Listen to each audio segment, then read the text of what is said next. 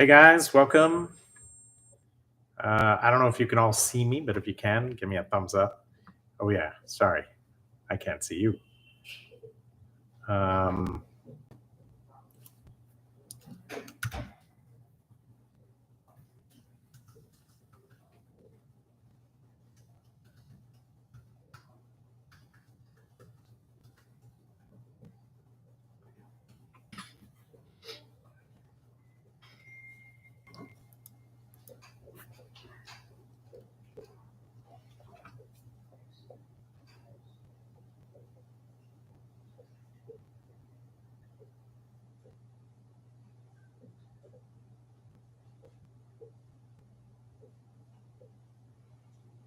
can you guys see me?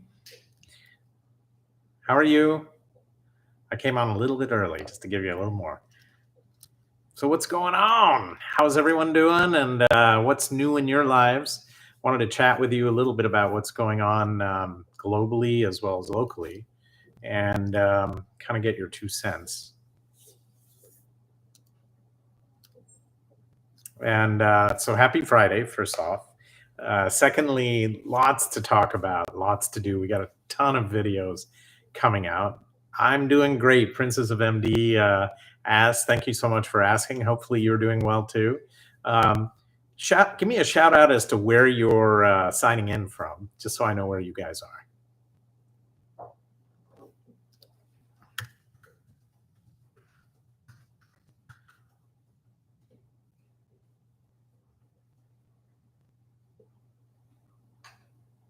Meanwhile, uh, lots to talk about. Um, I just got back from the U.S. about, I don't know, 3 weeks ago or so, and spent a fair amount of time dropping off um, my older son, Aaron. And what a revelation! I mean, from a country which had opened up its borders to some degree, then closed them, then kind of changed every way they looked at things. And so the interesting thing is, when we landed in New York, everything was open, right?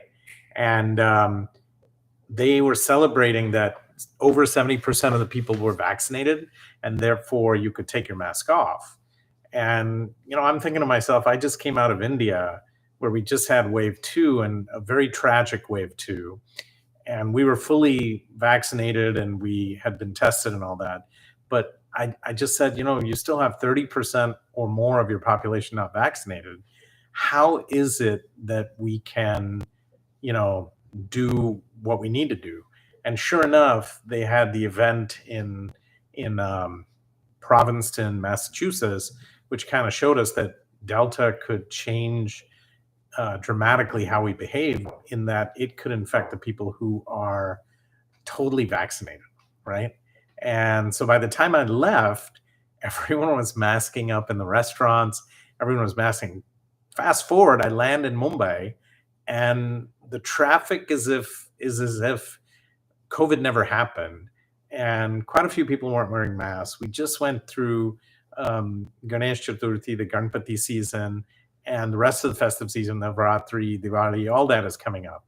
My hope is that a couple of things happen. One is the Sero survey, which looks at how many people are inoculated, um, shows almost an 80 to 85% evidence of antibodies, which that suggests to me that people have seen the disease or they've been vaccinated.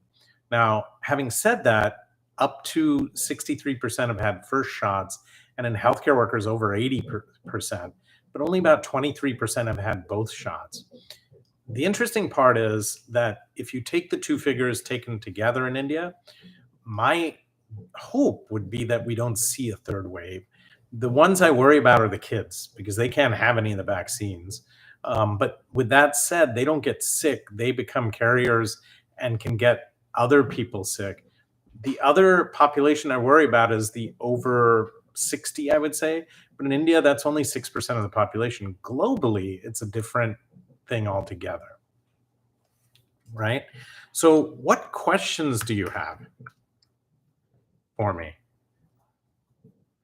Um, So there was a question posted by Sarah about five-star hotels and Airbnbs. Very interesting question because there was a report earlier that the Airbnb traffic went up dramatically, and even the five stars. We just did a piece on it, and you'll see the talk in a little bit about what safety features they've put into place. And really, I mean, the thing is, everyone is tired of the pandemic. I think we would all agree, right? Raise your hand if you're tired, or give me a thumbs up on the emojis there. The bottom line is, I think we just need to be a little patient right now.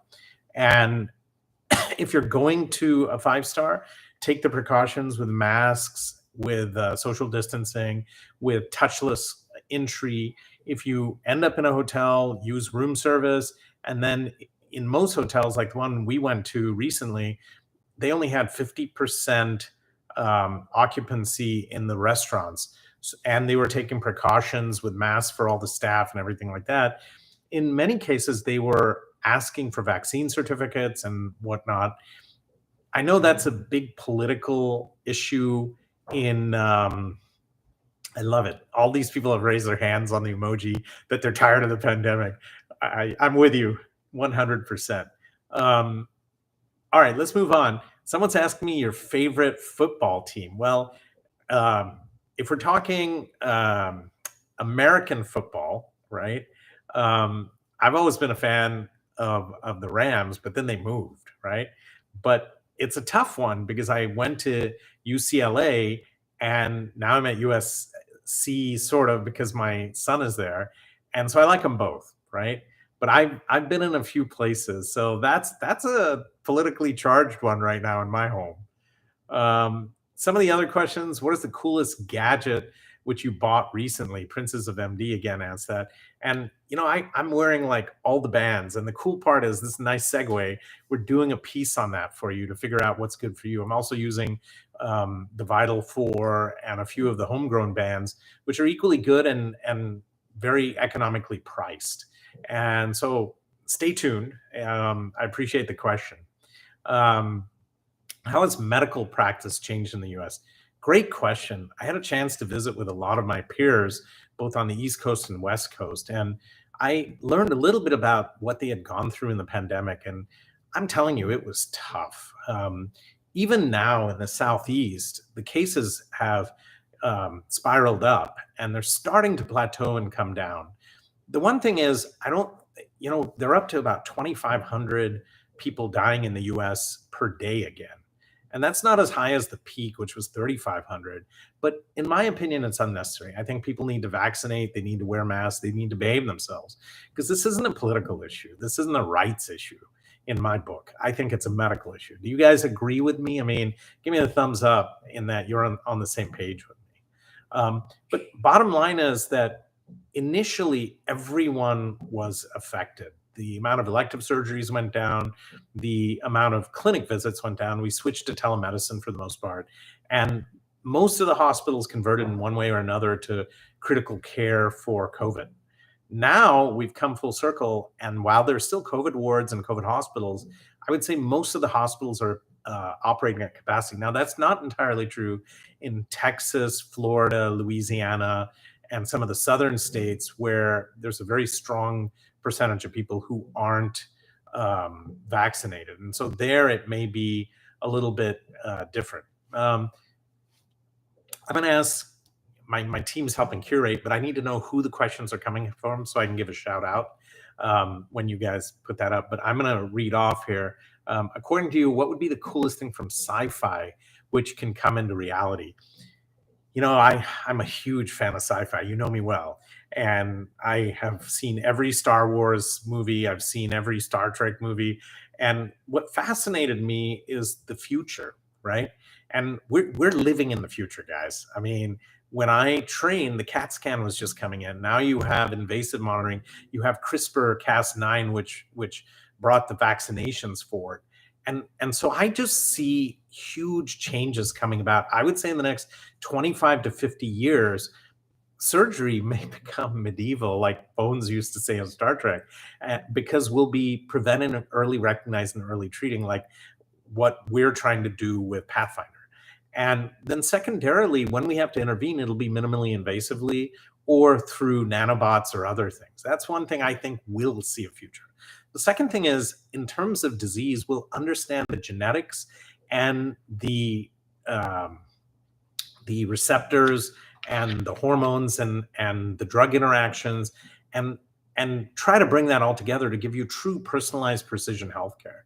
And then the last thing is, I think we'll be able to get people to live longer, but not just live longer, live better lives. Because let's face it, at 80, the challenges you have, and I just saw my folks and everyone else, and it's tough. Your joints give way, your back gives way, you aren't as quick in terms of mentation. And the real question is, how can we change that? Now in India, I see a huge, huge opportunity, because it's just like what we went through for telecommunication, all that. We leapfrog everyone else because we always get things last. And so I see the opportunity to change lives and lifestyles by starting with a movement which kind of brings us all together to join hands. Um, so TK just asked me, how can you speak Marathi? Well, my grandmother only spoke Marathi on my dad's side. And so we had to learn to, and she stayed with us in the US for a bit. And then every time I'd come to India, I would speak. So I speak Marathi fluently. I'm actually learning more Hindi. So I know you guys on the YouTube channel have asked me, can you speak in Hindi, please? So we're working on something, either with subtitles or with dubbing or something to help you guys out, because I think it's so important to get some of these topics out there and go from there. Um, let's see, what else are you guys asking me? How do you bring families together? What was your experience in visiting the US? Um, and that was from Diana Ayu. Thanks for the question. It's very interesting. We've been trying to keep in touch all through the pandemic. And I would say, if nothing else, this pandemic has brought us closer in some ways and farther in others. Why I say closer is because I've called a lot of people I haven't talked to in years, and kind of, this time I made an effort to consciously reach out to my buddies from my fraternity, and I met with all of them in New York, and it was awesome. Shout out to all of you guys if you're on. And then I also met with some of my childhood friends in all over the US and caught up with them, saw their families, their kids, and all that.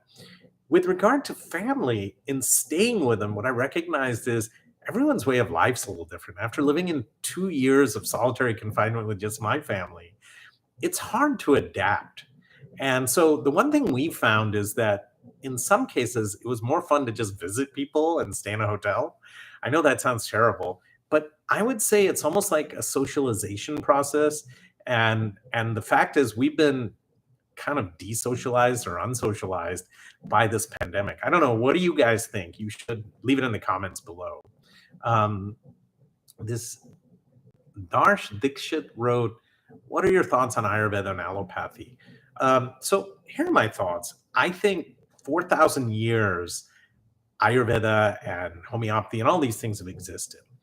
Um, I think there's no doubt in my mind that we discover new medications and methods of doing things. I think the challenge is, as an allopathic doc, what works and what doesn't work needs to be scientifically assessed.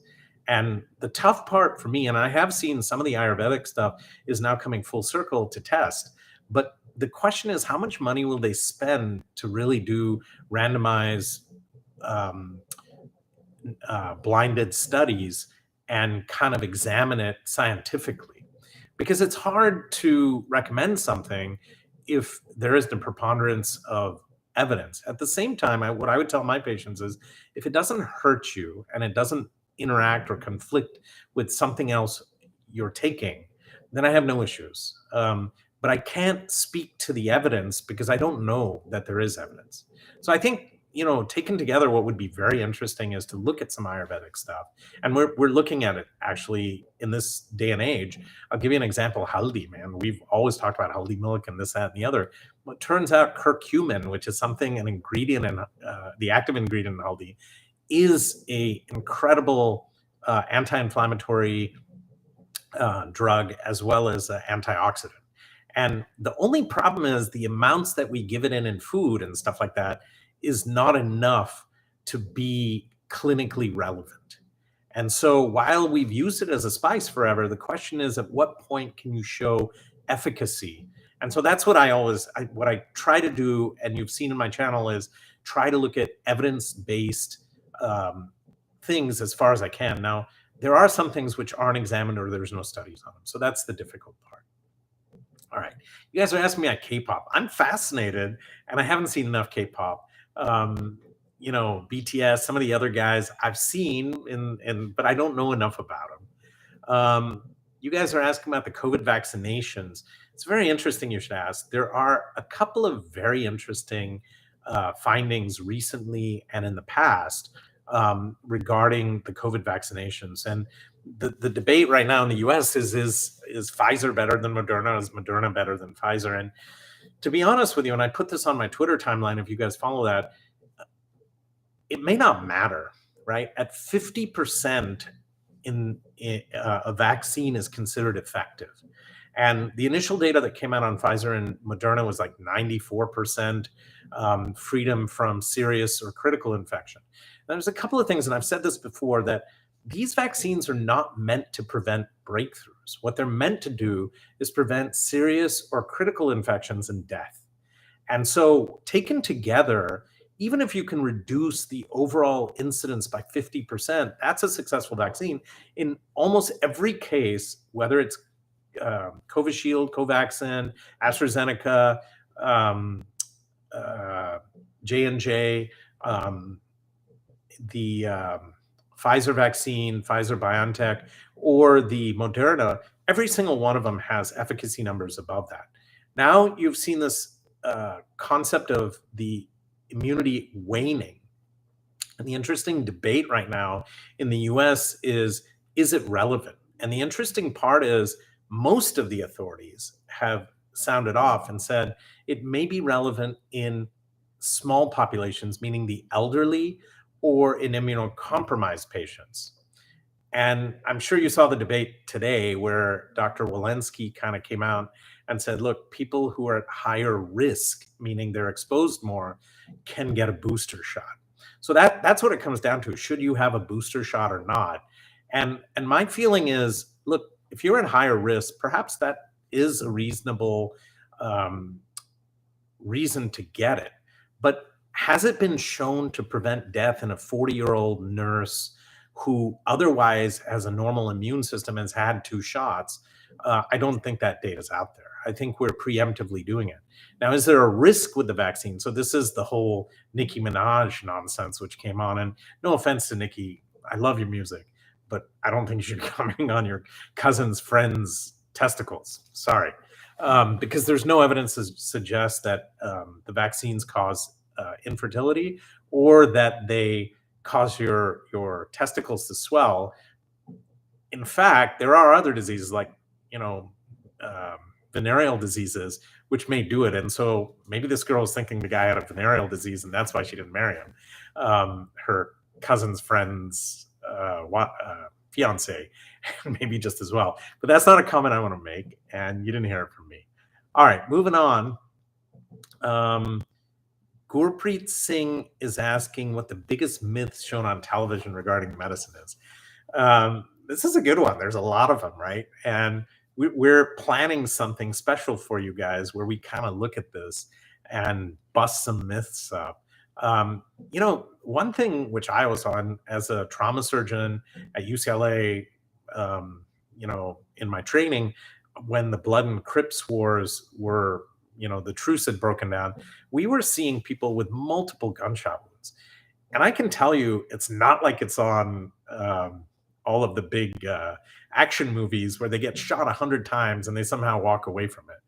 If you get shot by an AK-47 or a handgun at close range multiple times or a shotgun or stuff like that, you're not going to walk away from it. You're going to be at best in an ICU and possibly worse there. So the point is, try not to get that.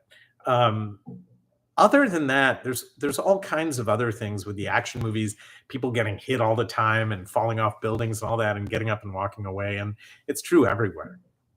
And so that would be one thing there. Let's see, what other questions are coming up?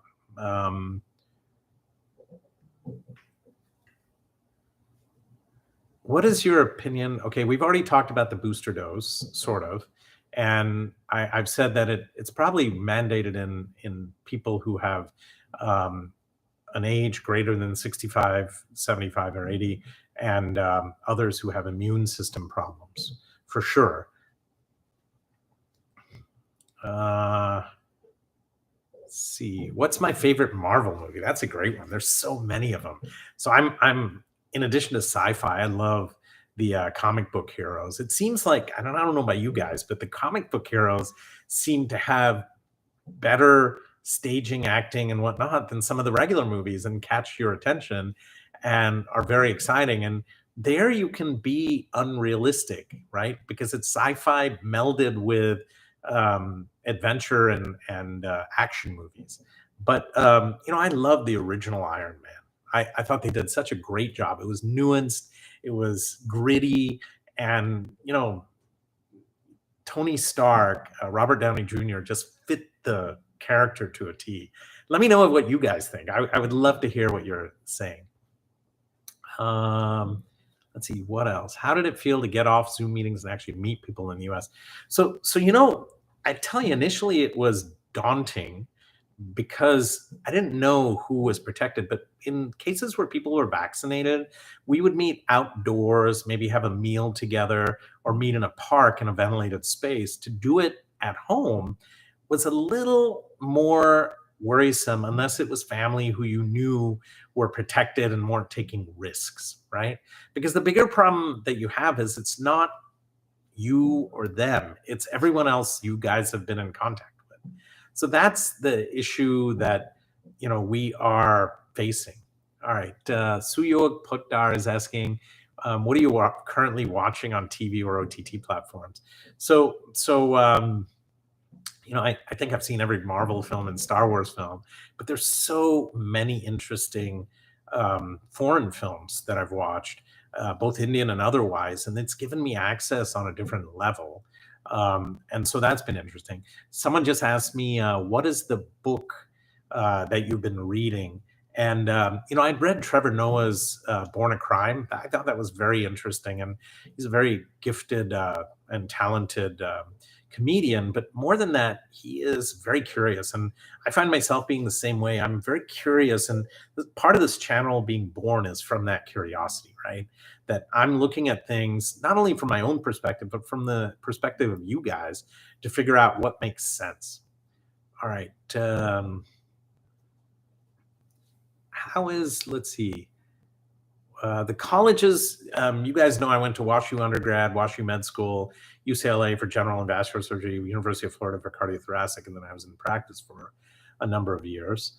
You said how can computer science, TK is asking, how can computer science be used in medicine? And so, I think computer science plays a big role in that it can be used to help with um, deductive and inductive reasoning. And with AI, it can also be used for accurate record keeping and continuity of care, as well as providing a language which everyone knows about. And so I think there's multiple ways in which we can use computer science there. Okay, how far from reality are the medical dramas like Grey's Anatomy and House MD? The truth is, they have really good medical writers, and my hat's off to them because my kids would come to me. And some of the work we're working on for Netflix and Amazon and all that in the healthcare space um, is kind of similar. And they would come to me, and the kids would say, Dad, what is this? What is that? And a lot of it's really accurate. So it brings things to light which help people understand stuff, and it also does that. And so I'm a huge fan of using media to raise awareness and improve access to world-class evidence-based medicine. And so for all of you guys, I mean, look, you don't come with a manual, and everyone's body's different, everyone's genetics are different, everyone's lifestyle is different. And the question is, what's the right path for you? And so that's my project in a nutshell. But it's a combination of media tech and smart services, which you'll see coming out. All right. What else? Some of the same questions coming up to me.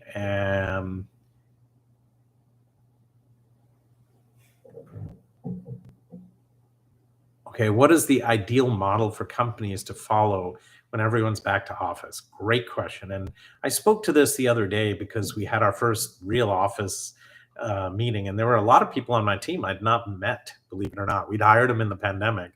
And I think I told you guys I moved my team remote because I was worried about people's lives and travel and everything given the circumstances. I also helped get everyone vaccinated. Um, uh, and so virtually my whole team is double vaccinated now, both in the home office and in the office.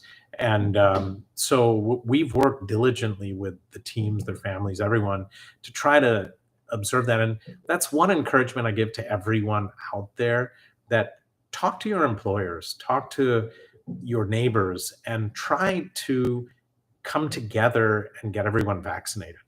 The risks are nominal, and the risks of infertility and all that are non-existent. The risks from COVID are very well documented, and so my feeling to you, and my humble request to you is, do whatever you can. But what we need to do is get to normalcy fast, and the way to do that is if you get vaccinated. That doesn't mean you can't get the illness. It just means that you won't get sick. And so, if there's someone in your home who has a diminished immune system, we got to be a little more careful. Like I have an 89-year-old mother-in-law who we love dearly, and she has had the vaccine and has antibodies. But if she got sick, I don't know how well she would really respond to that. And so, I would say that even now, you guys need to be careful. My hope is we'll get clarity as more of us get vaccinated. The good news in India is the seroprevalence of antibodies is very high based on the surveys. We don't know how accurate that is, but if it's true, 80 to 85% of people have seen this either through vaccines or otherwise. And so my hope would be we don't see a third wave. It would just be heartbreaking for me. The second one is very heartbreaking. All right. What other questions do you guys have? I have visited Pune to someone who asked. Um, let's see. What other questions can we talk about? So let's talk about the other general stuff, right? And coming back to India, I still see people worried, but the restaurants are at full blast. The theaters obviously haven't opened.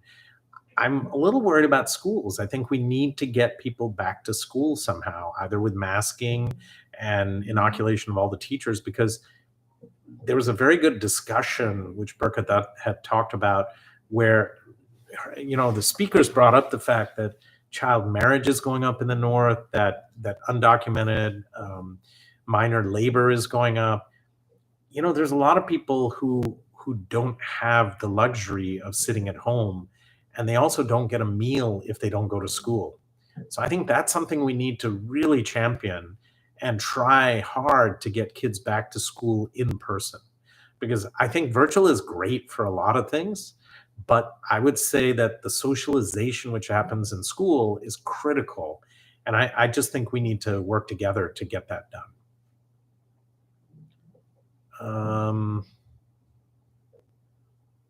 All right, what other questions do you guys have?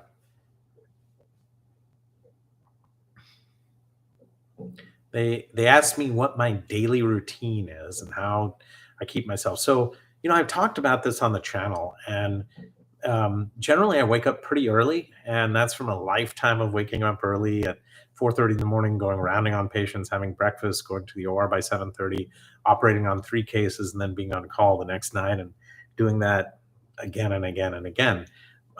So that's hard to live down, hard to put away. But I find I get a lot done when no one else is awake because I can read, I can, work out, I can go for walks with my dog, I can do stuff. So, you know, they talk about the early bird getting the worm, but the truth is, you, what I'm advocating for everyone is this hour of power phenomenon, where you take an hour of your day for yourself and you have to take back time. All right. That sounds crazy, but the truth is, there's 24 hours in the day. You have to figure out a way to earn a few minutes here and there and a full hour for yourself, where you focus on your health, on your mental well being. And through that, then you focus on everyone else. And the gift's in the giving, because when I do this, I oftentimes reflect on what I need to do, including the family, the you know, organizations that I belong to. And then I also talk to a lot of people. I go and reach out to my people overseas. And so I think it's a great question, which, I think learning to manage your time effectively and learning to kind of take things a day at a time is a good one. I did a recent piece on stress. If you haven't seen it, definitely see it. Right.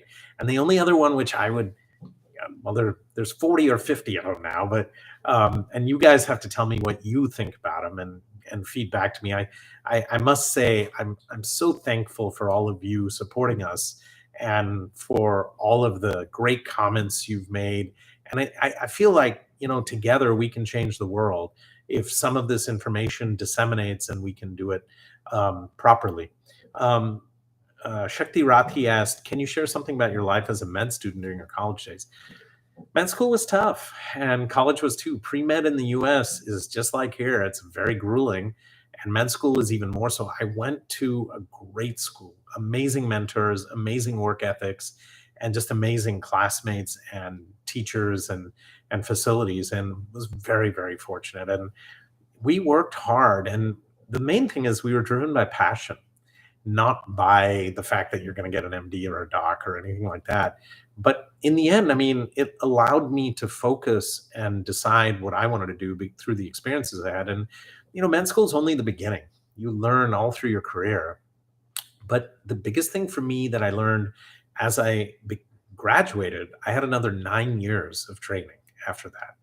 And then I had another 10 years of practice. And that whole period as a doctor, the practice of medicine is all at one long kind of learning, you know, uh, cascade. And what I did find is, and the difficulty for me was I could not scale what I did. As a heart surgeon, I could operate on 500 patients a year. Even if you did 2 or 3 cases a day and you saw another 2,000 consults, it really did not move the needle.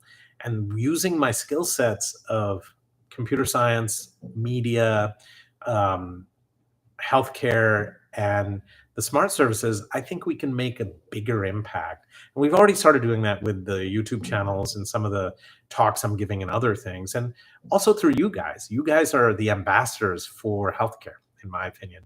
And that's what I love, because you're talking the language. And, our purpose with the YouTube was to start a dialogue. It's not about me, honestly. It's about all of you. And I'm thankful for all of you kind of taking that there. Um, so someone's asked me, we know your love for music. I know the family chat. Is that one way you beat stress? Absolutely. Music puts me into a different frame of mind, and it is absolutely a pleasure. And I enjoy making music, listening to music, kind of doing that. And there's a surprise coming soon, and so I won't break that to you. I'll let that come out. But it's been an interesting road with that, and my kids kind of grew up with it on account of that. And I'll tell you, when I was growing up, we didn't have that. We didn't have that luxury. My parents were first generation immigrants, and their thing was focus on your studies, and that's a lot of India. But if I can tell you one thing, make sure your kids do both, because I think the more broadly educated they are, the better off they're going to be long term, right? And so I think that you will do better. Let's see, what else can I talk about with you guys? So there's some specific questions on medical conditions, and I can't answer specific ones because of doctor confidentiality. I can talk about the broader topics. Someone's asked me about UTIs, a urinary tract infection, very common. And the interesting part is it's more common in little girls and in women of childbearing age. And then as we get older and men start getting prostate disease, they tend to have it a little more often. And sometimes women with uterine prolapse and whatnot will have them. But the idea with UTIs is the urine coming out is generally sterile. And the bottom line is um, you will need to keep it sterile. But the times um, it gets uh, complicated is when you contaminate that. And so the bottom line is, in my estimation, um, it happens when you have stagnant flow, and it's an easy kind of way to think about this. That in women you have a short urethra, in males you have a long one. In women, to get bacteria up the urethra into the bladder and get stagnant flow and result in a UTI is much higher risk. So you have to be careful when you clean and do everything else. In males, it happens when you have prostatic hypertrophy later in age, and there you have poor emptying of your bladder, and then all you need is some bacterial contamination, and you end up with UTI. So that's enough said about UTIs. That was from Rahi Khan. Okay, let's see. Someone talked about, is smoking the biggest cause for heart disease, or can mere stress cause it? It's a great question. Smoking has been linked to risks for heart disease, diabetes, believe it or not, poor wound healing, gastrointestinal malignancies, liver disease, specifically hepatomas and things like that. And in addition, when you combine that with drinking, they work together synergistically to increase the risk. And so, what's interesting to me is smoking is one thing which they have really clamped down on. Drinking, for whatever reason, they've not. And my feeling is we should be educated about what we're doing to our bodies. And then you take the risk on yourself based on what you think. I grew up a teetotaler, and then I went to college in the US. And so once in a while, you will have a drink, but the point is that you have to know what the side effects are. You have to know it's not safe to drive. You have to know that in large amounts that it can cause issues. Not to preach, not at all. Instead, what I'm saying is know what you're getting into, right? And move forward from there. All right. What other questions do we have? We know you love food. What's your favorite dish? And also, what's your take on fad diets? Great questions. This is coming from, I don't know who, someone in the audience, but they haven't left a name. Um, I have a lot of favorite dishes, but there's some which I can eat depending on what's going on. I'm frequently on a high protein, low carb diet, mainly because I'm trying to build muscle and work out and stay healthy. But I'll tell you, these 3 months that I spent in the US just wrecked it, and I've gained a lot of weight. And so I'm going to put you guys and me on a diet. I don't know. Raise your hand if you would like to join me on a regimen of diet and exercise, and see if we can fast track your journeys into getting healthy. And to be honest with you, it's not about how you look. In fact, you're all beautiful. And don't ever forget that. Don't ever let someone else tell you otherwise, that you're beautiful from the inside out and the outside in. But the main reason you would do it is for your health. And so for me, I got carried away. I forgot about, all my priorities, and, my wife wasn't there to you know, beat on me. But the bottom line is I'm usually pretty good about it. And so what's my favorite dish? Um, I would say there's a combination of them. I love sabudana khichdi. I tend in sweets, I'm a kazu kati man all the way, but I can't really have that very often.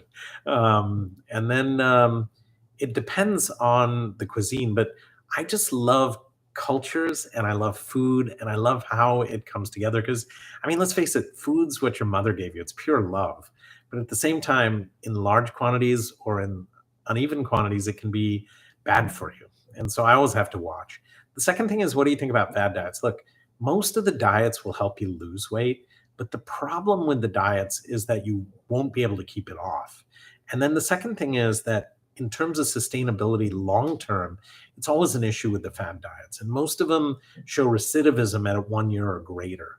And so the kinds of things we'll talk about some of this stuff on the channel as to what each diet does, how it operates, and what the success rate is.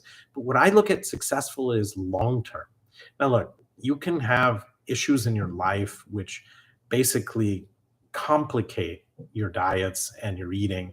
They can be emotional issues, psychological issues, they can be stress eating, they can have all kinds of things, or it can just be being busy and traveling and stuff like that. No excuses, right? I mean, call it what it is, accept it, and get help. And if you can do that, then all of a sudden life gets better for you. Because even now, as I gained weight, some of my other issues came back, the back pain, the reflux, this and that. And so I'm turning around and I've started to lose weight again. But I would tell you it's easier. I've said this before too, that it takes 5 minutes to, I mean, 5 minutes to eat something and it'll take forever to, you know, take it off. But the bottom line is that you have to be diligent. You have to be disciplined. You have to spend each moment as if it matters, and you have to be regimented. And you can cheat once in a while, but it becomes a slippery slope to some degree. Let's see. Shital Epari wrote, "What would be the coolest thing from sci-fi that could come to reality?" You know, I would dig having a transporter because jet lag is a thing, and I just did a piece on it. That's a nice segue.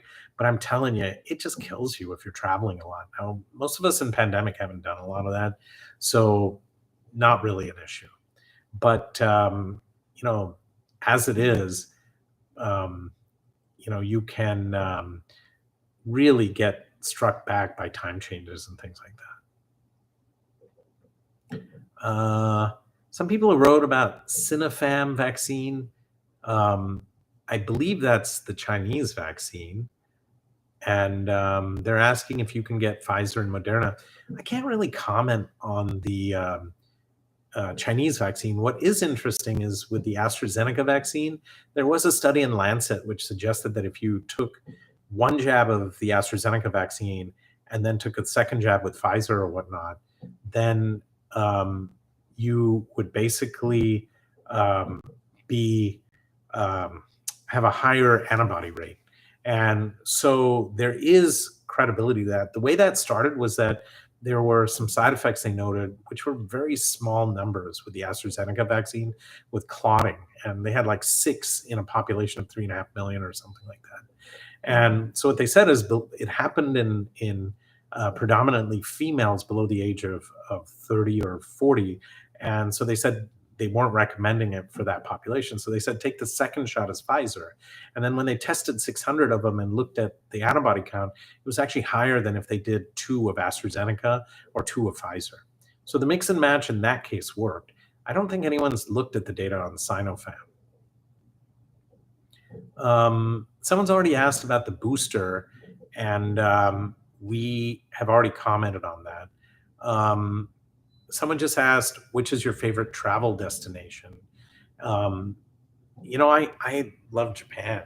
I love India actually, because it's so rich with culture and people and kind of certainly food, but I mean, the types of interactions you have are pretty dramatic. I love Japan because it's such a respectful society, and again, people are so focused on doing things well, and so the level of play is high. In India, the level of service is on a different planet. I mean, compared to the West, and so that's the part I love about that. Europe is fun. I mean, the southern European countries are quite intriguing, and they're very much like India in that they're very warm and friendly cultures. The northern ones are very precise, and the trains always run on time, and they are incredibly well disciplined. All right, which other questions should we answer? Someone's asked me about intermittent fasting. Some of the data suggests that it works.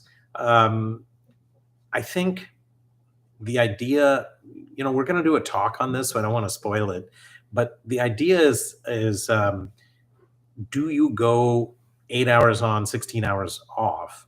And classically, if you look at Tiger's diet, they can go days off and then just eat protein.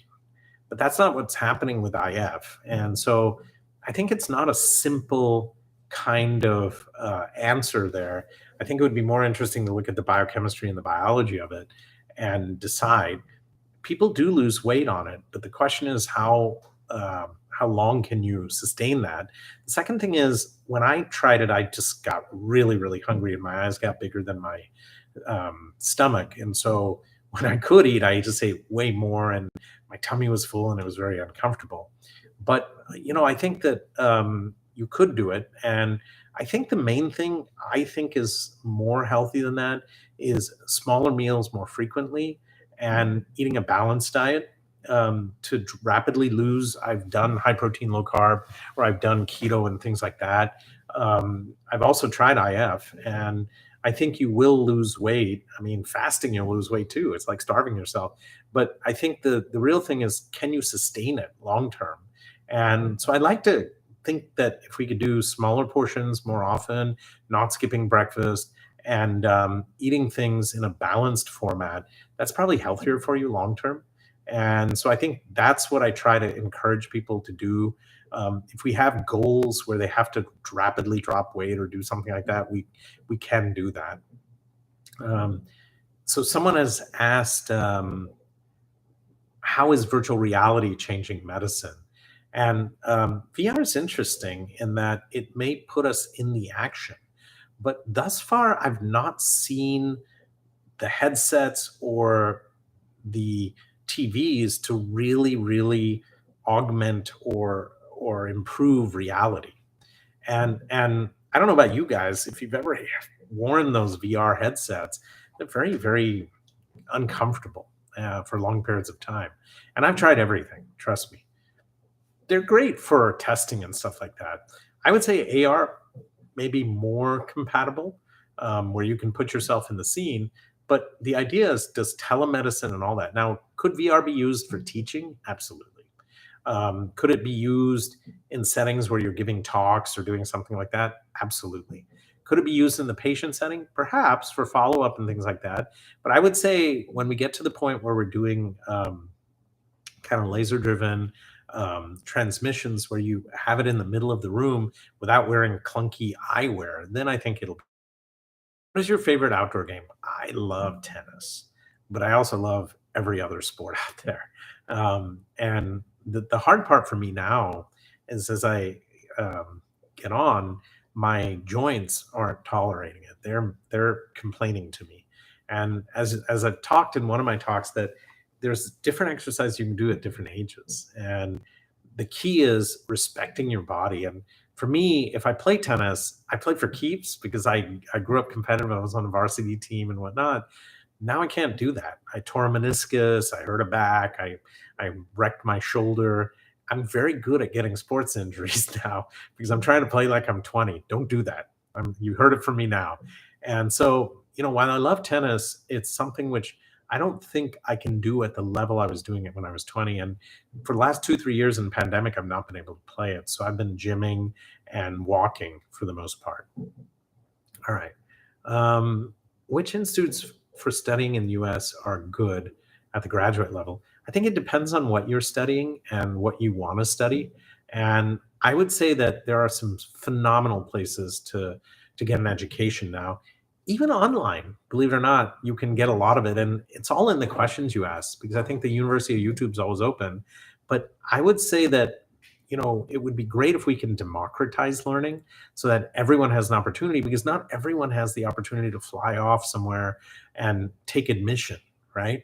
And that's true in India as well as in the US. And what would be great is if we could give everyone a chance to get some sort of education, whether it's a skill education or whether it's a medical education, or whether it's um, uh, a education so they can get a job.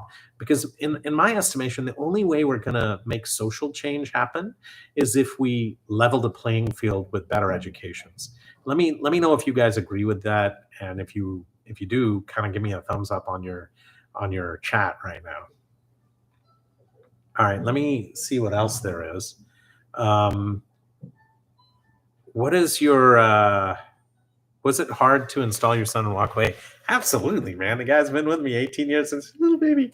But at the same time, nowadays with all the other stuff we're doing, we have phenomenal means to stay in touch.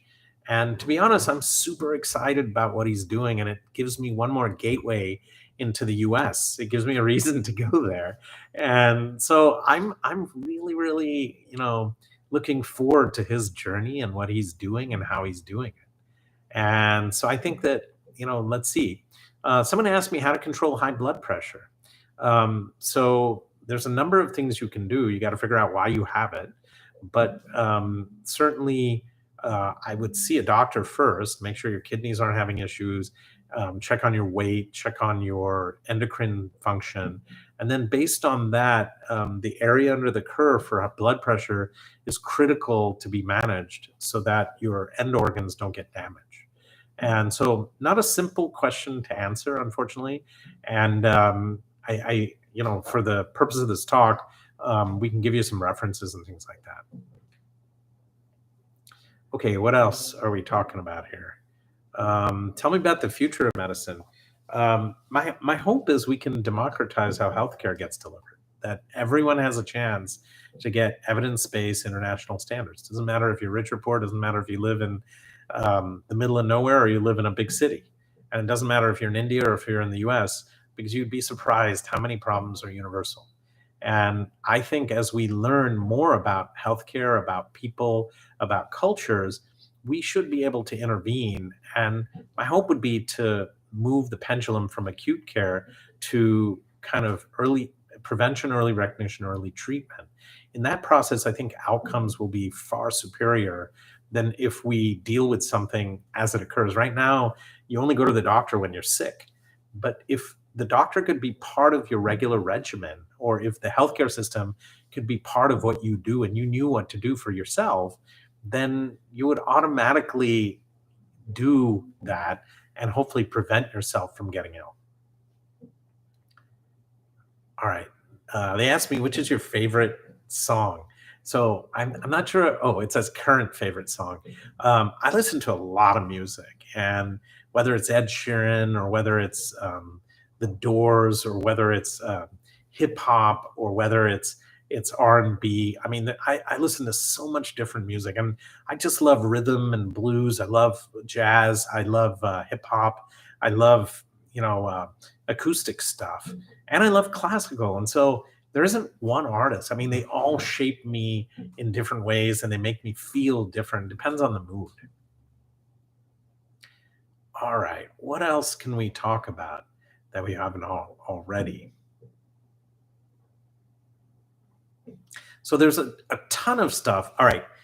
I think, what are your favorite gadgets? So, you know, there's a couple of things. So in the US, I had a chance to drive some fabulous cars. I drove a Ferrari, I drove Teslas, I drove all that. And the truth is this, right? None of that matters. What you own eventually is irrelevant. It's the family and friends around you.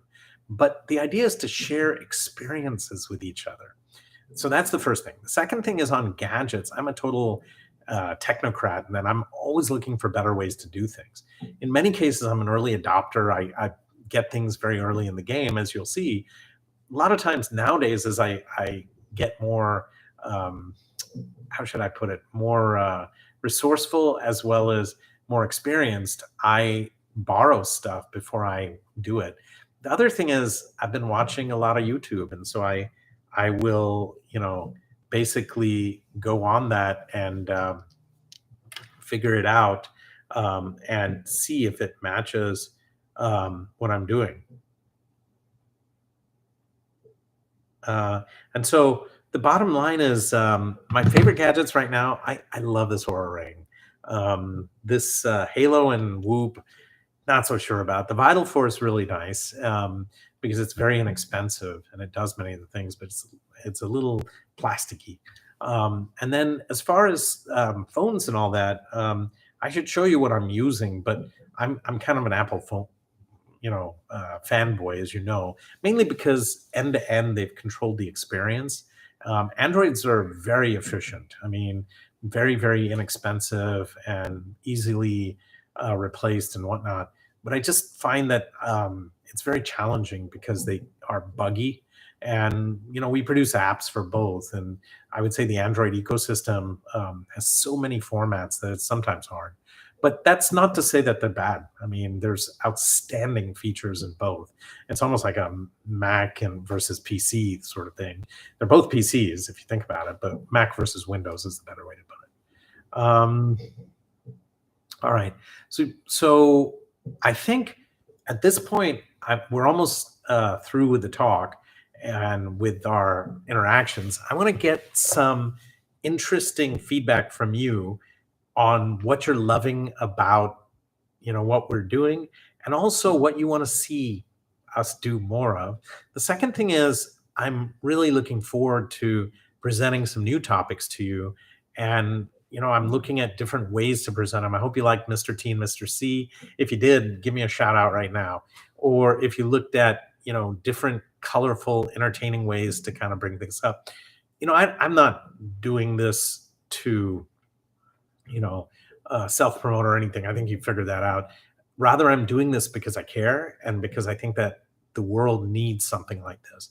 But my only humble request from you guys is that if you agree with that, then take the kind of statement that we're making and take it out there and do the reading. In the description, I will leave all the links to the studies, and in most cases, they're fairly easy reads. And then you can refer to the talk also, so that you guys get educated about your own bodies and you get to learn about stuff.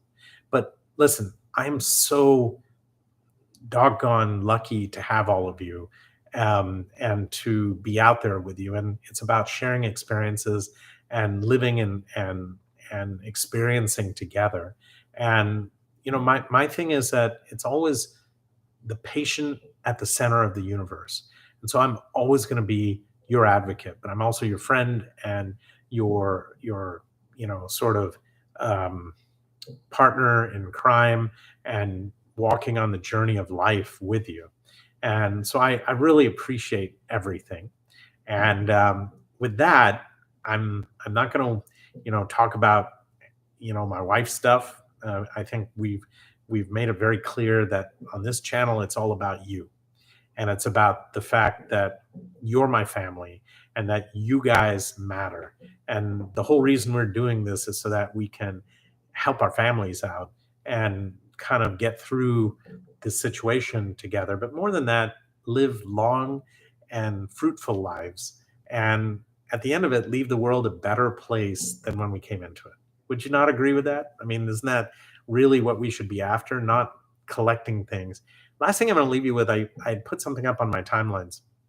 A psychiatrist at Harvard had written a paper, and he said, we got to stop counting. We need to stop counting what we've done. We need to stop counting how much we have. We need to stop counting all of these unreasonable things. What we should be doing is walking in each other's shoes. We should be experiencing things together. And what should matter is your family and friends and what happens to them. And this pandemic's been tough for many reasons. We've lost a lot of great people, and it's been tragic. In some cases, we could have prevented it. In other cases, no matter what we did, it wouldn't change. But I think we can make it forward. I will add more about this stuff. We're talking about a lot of different things coming up, and I would say to you that it's a very exciting time, both in the world and in my life, and hopefully in your lives as we start to normalize. My hope is within 6 months to a year, I would say by somewhere between December and this time next year, we should be through this. Will it be normal? No. I mean, I think that some vestige of this will remain. But look, some of it's good. Look at the silver lining, right? When's the last time you had a bad cold? When's the last time you had a ridiculous flu? For the most part, none of us get it because we're masking up, sanitizing, and protecting ourselves, right? So I think there is a silver lining. We're going to learn to respect each other. We're going to learn to take care of things, and maybe also focus a little more on our own health, right? Because that does matter. I also got to spend a lot more time with my kids and my wife and my immediate family, and also talk to a lot more people. So the other thing is glass half empty or half full. I would say always be thankful for everything you guys have. And I'm really thankful for all of you guys.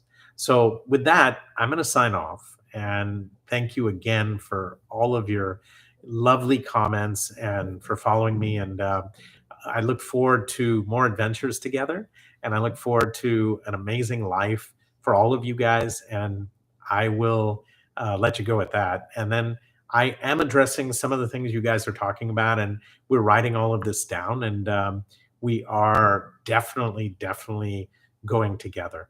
And so leave your comments and recommendations and suggestions, and we listen to them, and we really respect you guys a lot. And again, enjoy yourselves with all of this. It's not meant to be pejorative.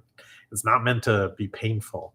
And if you're not having fun, you're not learning, you're not entertaining, we're not doing it right. So take care. Talk to you soon, and be well, and have a great weekend. Take care, you guys.